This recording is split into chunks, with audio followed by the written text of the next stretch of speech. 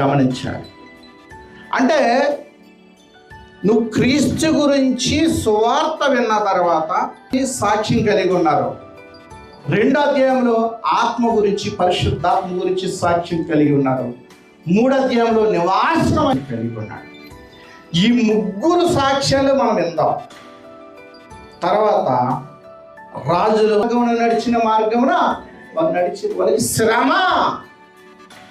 శ్రమ నుంచి నువ్వు తప్పించుకోవాలంటే స్వార్థ అండి. కొద్దిగా నేను ఉదయాన్నే 10-12 నిమిషాలు చాలా మంది వింటలేదు. దేవుని వాక్యాన్ని అంగీకరించలేని వ్యక్తులతో మాట్లాడుతున్నారు. పేతురు గారు చెప్తున్నారు, దేవుని దీర్ఘశాంతం ఇంకా కనిపెట్టి చుండనప్పుడు. అంటే నువ్వు సాక్ష్యం ఎవరి గురించి కలిగి ఉన్నావు?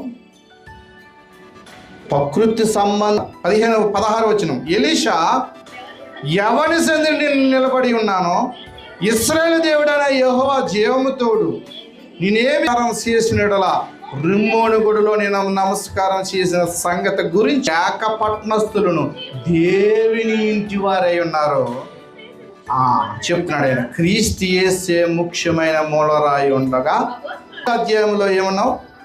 మనసు కలిగి ఉన్నావు. 3వ అధ్యాయంలో ఏమన్నావు?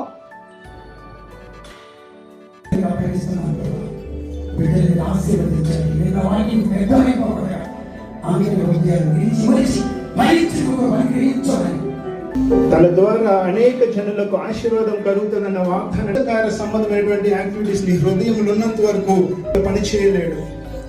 నేను మీ దగ్గరకు రావాలని ఆశపడి తలుపు దగ్గర నుంచి తడుతూనే ఉన్నాడంట ఆయన. అయితే ఆయన తలుపు